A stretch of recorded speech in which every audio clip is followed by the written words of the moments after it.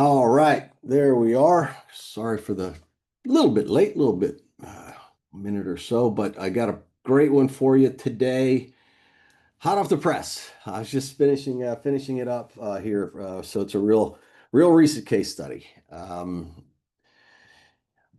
to another Watercooler Wednesday, October 1st, moving through the year here, and welcome. It's Wednesday morning, and I said I just got back from my workout. I had some thoughts on the walk, and put this presentation together for you based on a conversation from yesterday. And I think you're gonna like it, Dwayne. How you doing? Good. How are you? I'm doing good, doing good. You'll enjoy this one. I'm gonna see if you pick up on something here, or when you pick up on something here, because All you'll right. know the parties involved here. Mm-hmm. All right. Note business overall picture. Let me set the stage for this particular deal. How quickly can you get started in this deal? Do you need assistance to get it done? Does it accelerate your results?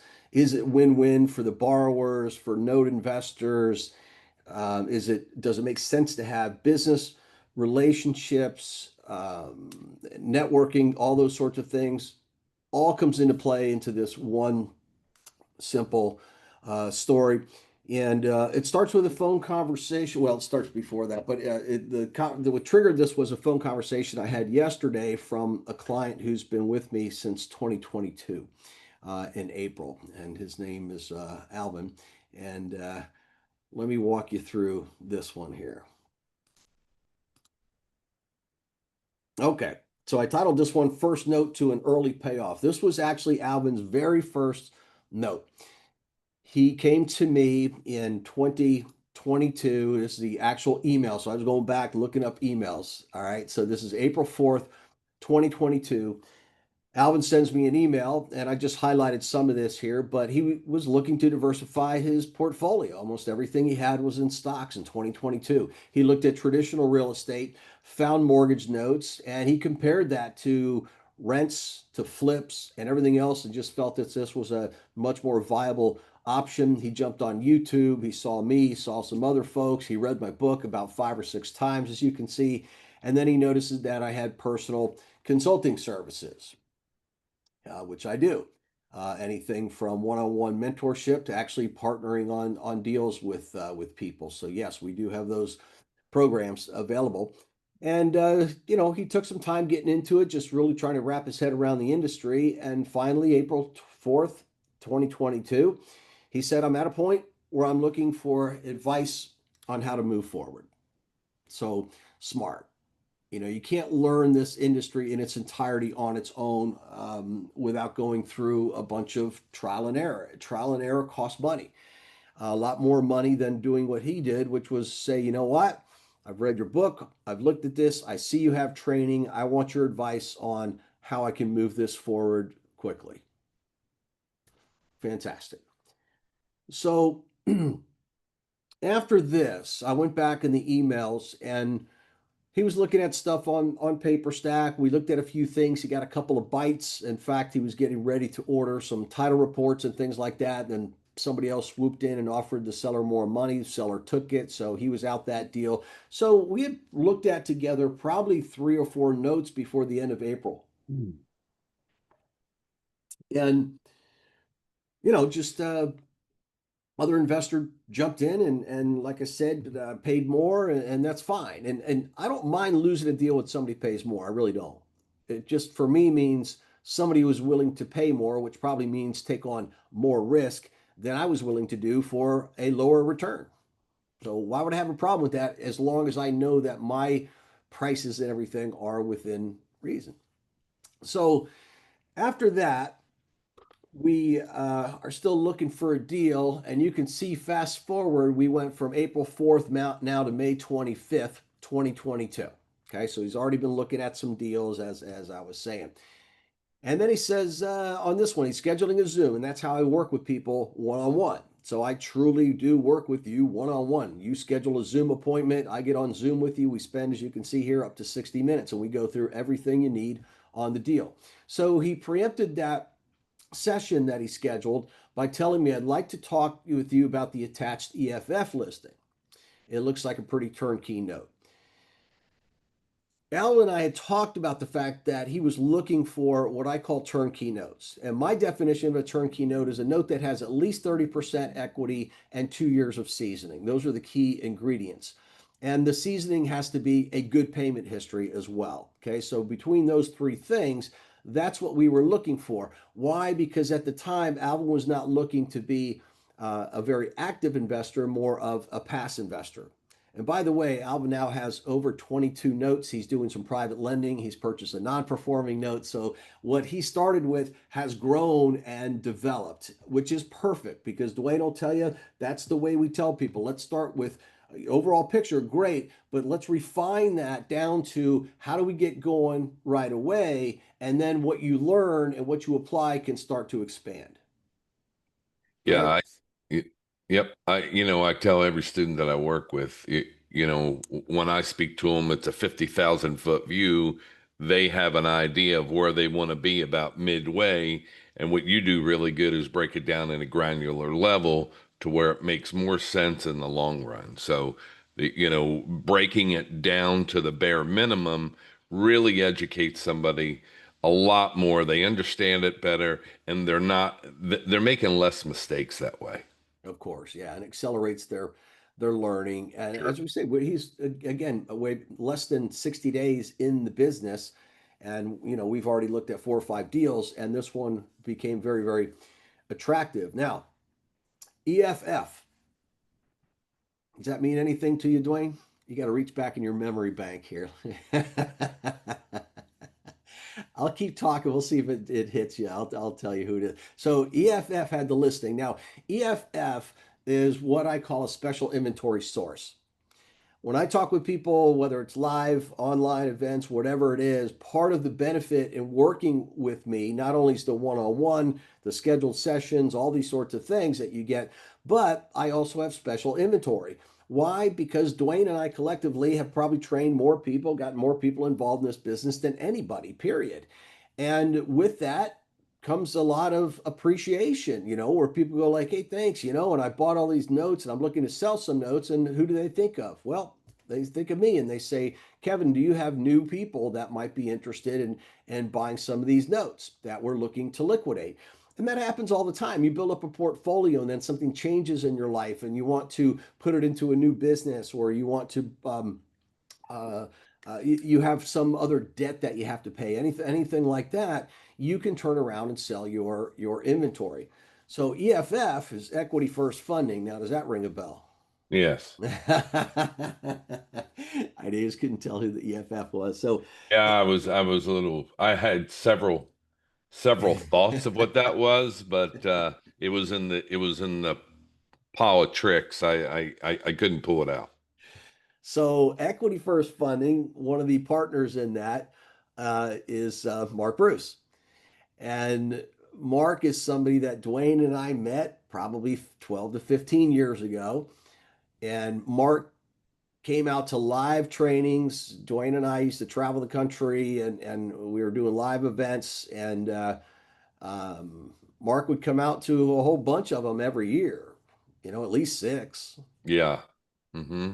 probably more. And became a friend and became now he's a colleague and business partner with Dwayne. And they have a company that is following in Bob Proctor's philosophies of success and those sorts of things. So Mark, who here bought this note years ago, sold it to one of my clients in 2022, and which I thought was pretty cool and pretty timely there. Mm. Um, so um, let's see. And that company, by the way, if you're interested, Huddle for Success, and you can find Yes. their website and everything else. And that's Dwayne Appreciate that. and Appreciate and that. Mark, and keeping you on track and keeping you motivated, keeping your mindset proper. All right, so back to this story now. So I told and showed my clients, Alvin being one of them, hey, I've got special inventory. I've got an older client here who's got some notes that they want to sell. Everybody, take a look. And Alvin liked this particular one. And here's the property, and it's in Flint, Michigan.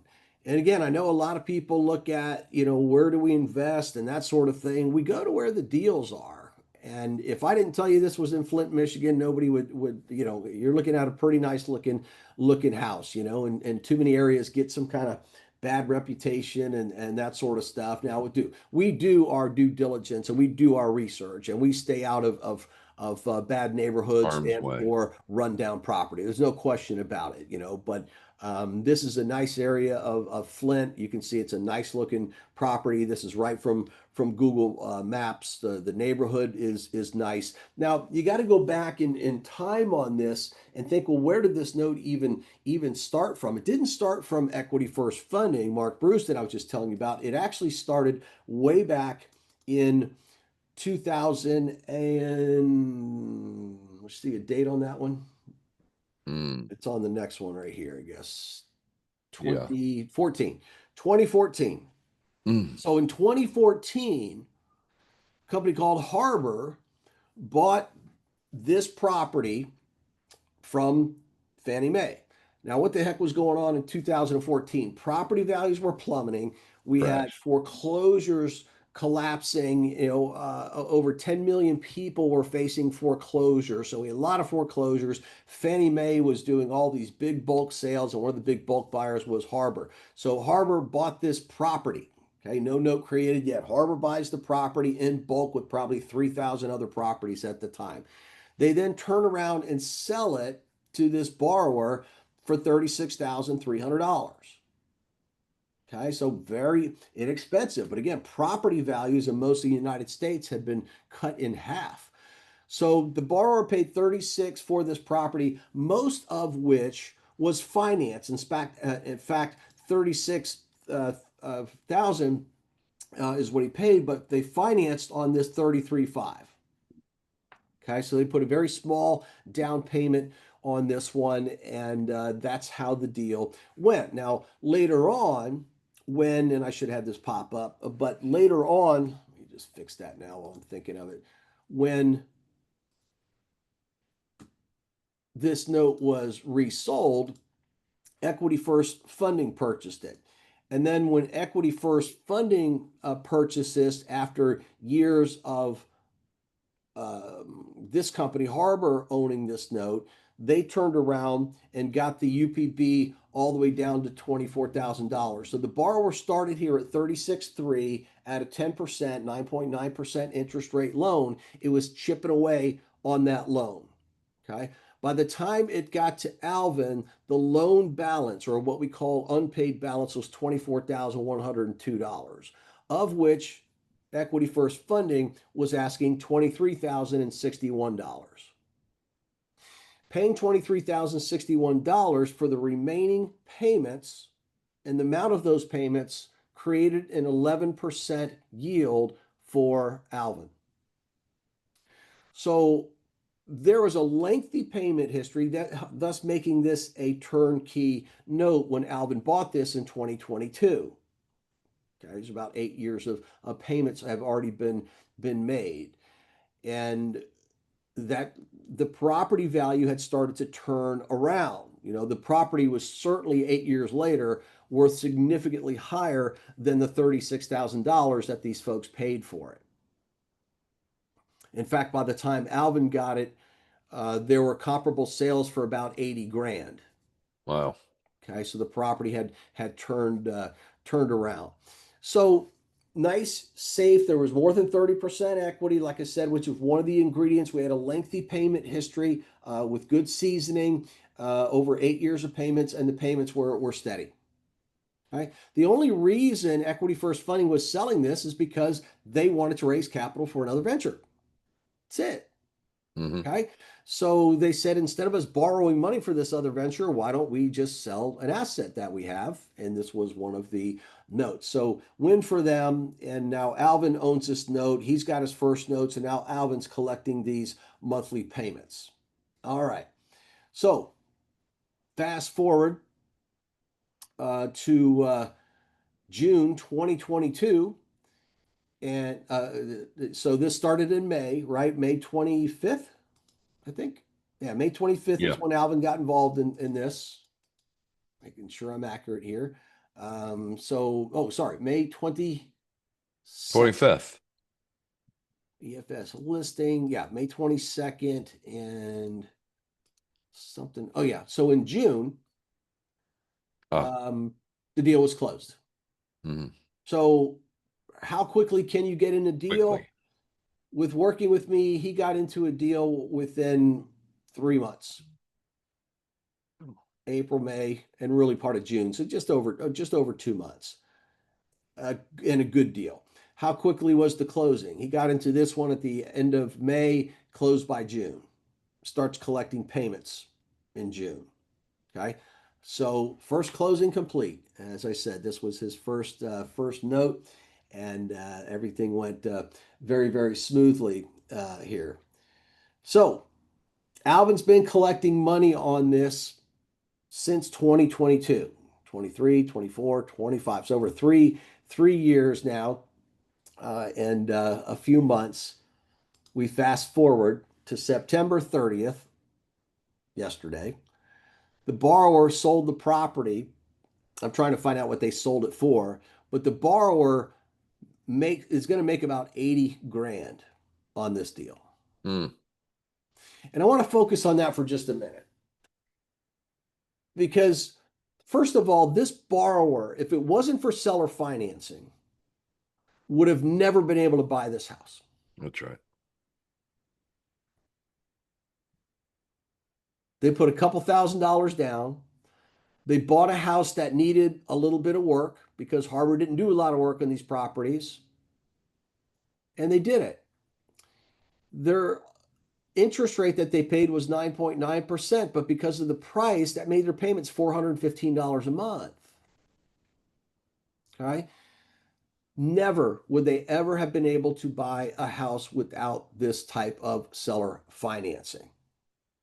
That's why our industry fights this all the time when the government wants to get more and more involved and regulate everybody to the point where the Dodd-Frank Act actually at one point in time made it illegal to sell your own house with seller financing. Now, that was an unintended consequence, and they did change that. But Mm, that's the kind of stuff that our industry will fight, and rightfully so. And this is a great case in point. These borrowers who technically didn't even have the deed to the property. What am I talking about there? If you recall, I showed you this document from 2014 when they purchased the property. It's an agreement for deed, also known as a land contract. And that means that the borrowers have what's called an equitable title to the property, but they don't have the physical title. They don't technically have legal ownership of this property. They have an agreement to get that legal ownership, which is shown in the form of the deed. So, an agreement for deed is just that. These borrowers are agreeing to make payments. Once they pay the loan off in full, then they get the full title to the property. But in the meantime, the title's in somebody else's name. That type of financing is done in seller financing. It's not done by the banking industry. And again, regulators look at that and go, no, no, no, this is not good. They're not on the title. They're taking too much of a risk. No, if they live up to their obligation, how'd they come out? You know, they're making uh, 80,000 bucks. I mean, talking clearing out the loan, paying everything off, what's left at the end of the day, 80 grand. And that's in what, 11 years? yeah, and what you have to understand too is the borrower would not have been able to go out and put that low of a down payment down in that market and been able to get a rate like that. It would have just it would have been something they couldn't afford. So they would never have been able to get into a property.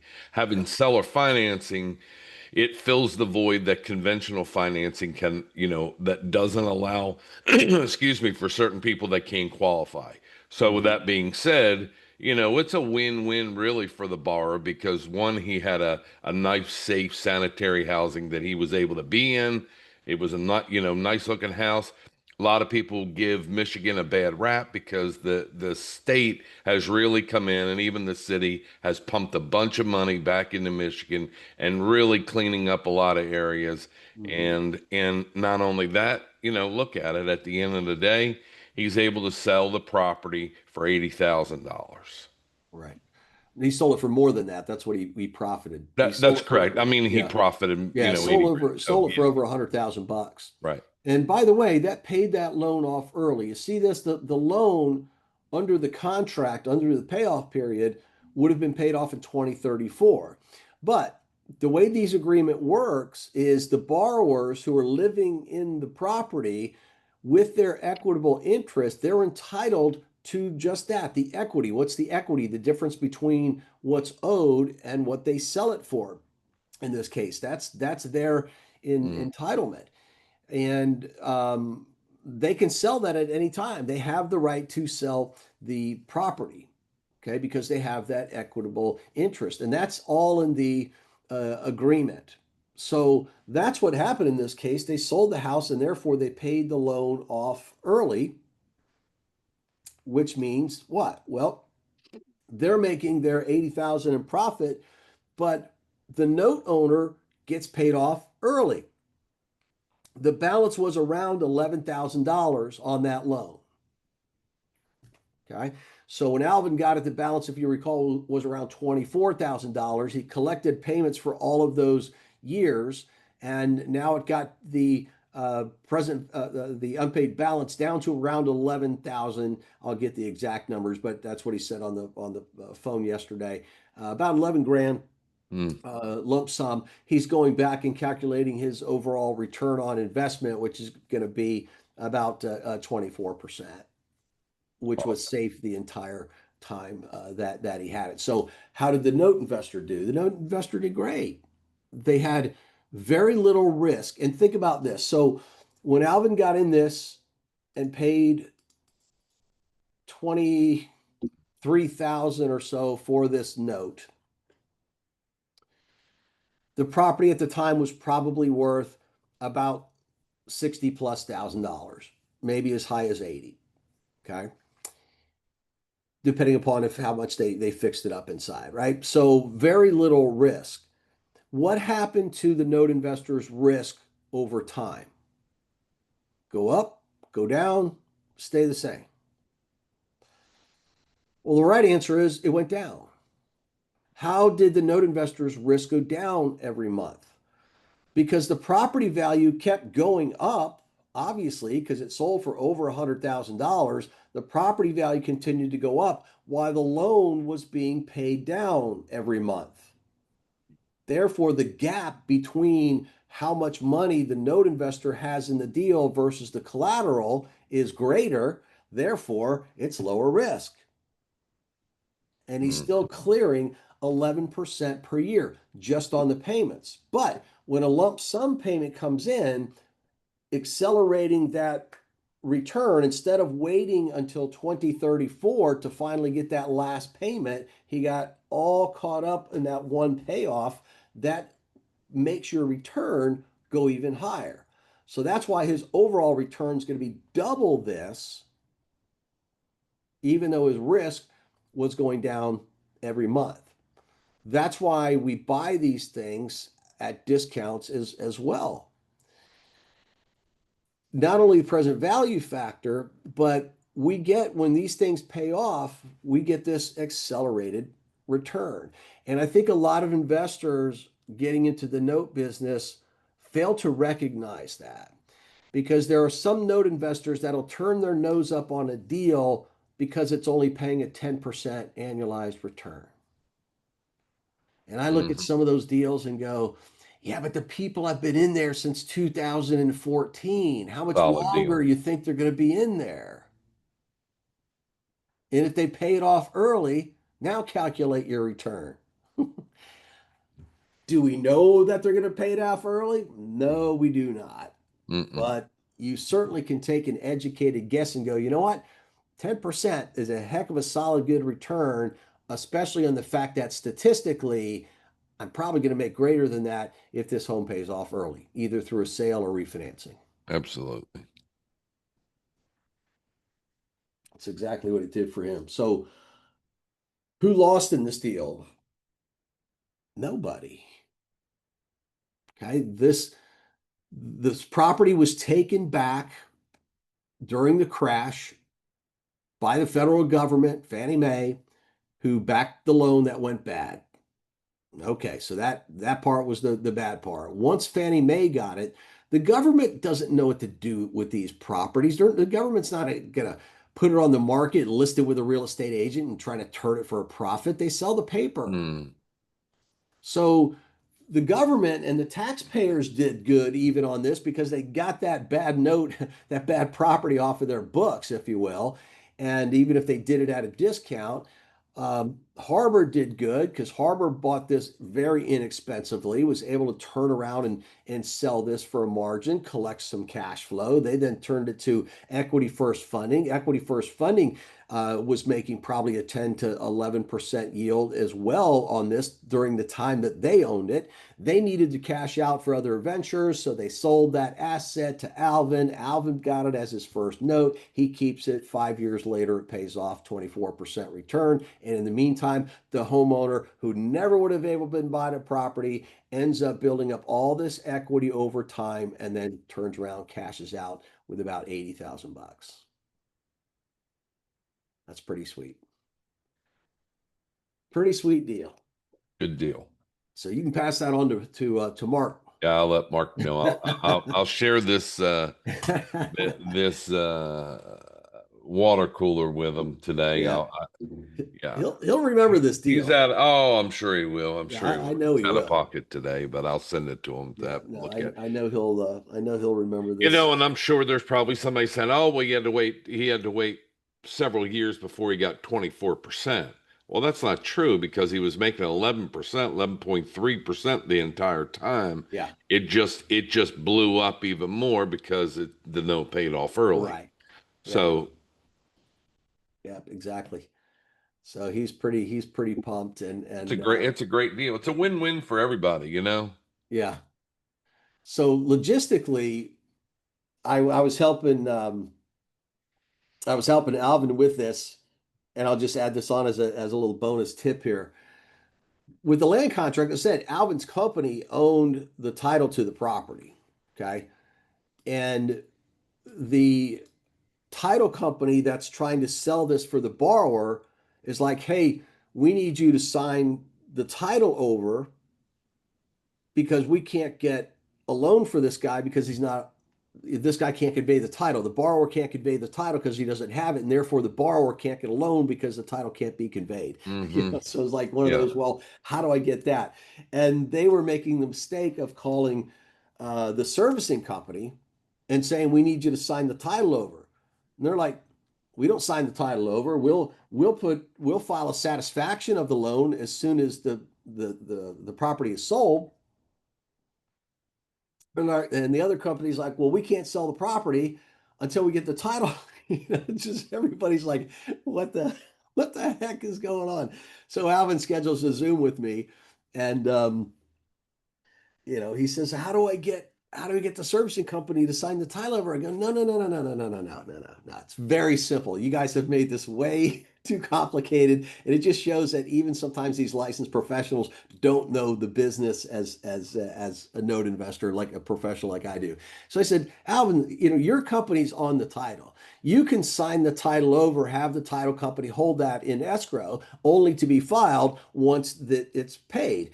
When the other lender sees that, okay, now the title can be conveyed, they'll do the loan. Okay. Once they do the loan, that person gets the title. Then, once the loan is done and the loan is paid off, then the servicing company will put the release in there. It's very simple. You just got to slow down the motion picture a little bit, but it was funny that the miscommunications of who does what, in that whole transaction. But again, that's why I'm here, everybody. So one Zoom with me, And then the lights went off with that. He goes, "Oh my God." He goes, "That makes so much sense. Why didn't the other title company just say that?" And I'm like, "Well, it's because They just don't they know. don't know it." Yeah, they don't You know. know, how many land contracts have they run into? You know, it's like they just have never encountered it. I said, "No problem. Just do it right now. Just sign it over and put it, them hold it in the escrow until it's paid." And that's what happened. And after I did that, well, guess what? 2 days later, the thing was closed. It was done, over. Everybody's got, the new buyer has the new property deed, and the loan is paid off. This loan is satisfied. This the the former borrower got their 80 grand. Everybody's happy. So That's awesome. that's how it works. Pretty cool, huh? Yeah, great deal. Yeah, To be I around to see pretty much that whole thing play out. Mark will be like, man, I should have held on to that long. Should have held on. Yeah, yeah. Yeah, I know he'll remember it because Oh, I'm sure he they will. didn't sell that many out of their portfolio, and my my clients bought up. I don't know how many they were selling. I can't remember, but some years ago, my clients bought up all of them except for like one or two, I think. Yeah, So they between him and Deborah and Kim, I want yeah, to say they had 58 notes or something yeah, at their heyday peak. when Yeah, things were going good. Yeah. yeah, yeah. Cool. But Excellent. I So would look, say everybody. this. Yep, yep, go Yeah, go ahead. ahead. I I was was just, just going to say yeah, about this video series, if you like what you heard today, and you want Kevin to sit beside you for a free video series, that can be yours. And I would tell you, just go to learn.kevinshortell, scroll down halfway through the page, and it'll say "Want to learn more." You go in, put your name, address, email, phone number. You'll fill out a questionnaire, a couple questions, and then you will have access to a four-series video collection that Kevin put together. He does the whole due diligence, looking at a deal, breaks it down, gives suggestions of what he would do, and it's completely free. I mean, I don't understand why you wouldn't want it. So again, go to learn.kevinshortell.com, and it'll say "Want to learn more." Fill out the questionnaire, and boom, it's you will get a four series collection free. Great learning tool. And if you have questions that you have for us, and feel free to go to info@kevinshortell.com, and you can ask your questions on deals that you may have yourself. yeah. And we've got the new website up, so I might as well show it to everybody, Yeah. show off a little bit there. So there's the learn.kevinshortell.com. And as Dwayne said, you could scroll down. All you have to do, fill out this information, upload, and you'll get the videos, and you just log right in and do that. We tell you about some of the other programs, talk about working with people one-on-one, et cetera. Everything is there now for you. And you can also just go to kevinshortell.com, and we've got those videos there for you, I believe, as well. Yeah, just scroll down and you'll Yep. see them there as well. So if you want to explore the website a little bit, look, we're in the same cap today. Uh, so so there you go, everybody. But look, Alvin came in, as I showed you in the very beginning. He came in with zero knowledge about the note business. He was in the stock market. He started exploring it. He read my book right here, and that was enough to trigger him to go, you know what, this does make sense, but I'm not going to do it on my own. It doesn't make sense to do it on my own. I'm going to work with you. So I can't get a better testimonial than that. So that was a fun case study to put together for you this morning. Yeah. Yeah. Good stuff. All right. So that's all I got for you today. Thanks for tuning in. Thanks for sharing with a friend. And don't forget, I also rebroadcast on YouTube. Got a bunch of other stuff on YouTube. So visit my YouTube channel. Just go to YouTube, type in my name, and subscribe to the channel. Like 5 star if you could. Do appreciate that as well. A lot more videos on there, including my tip of the day series as well. So thank you, Dwayne, for being on as always. Absolutely. And we'll talk to you all again next week. See ya.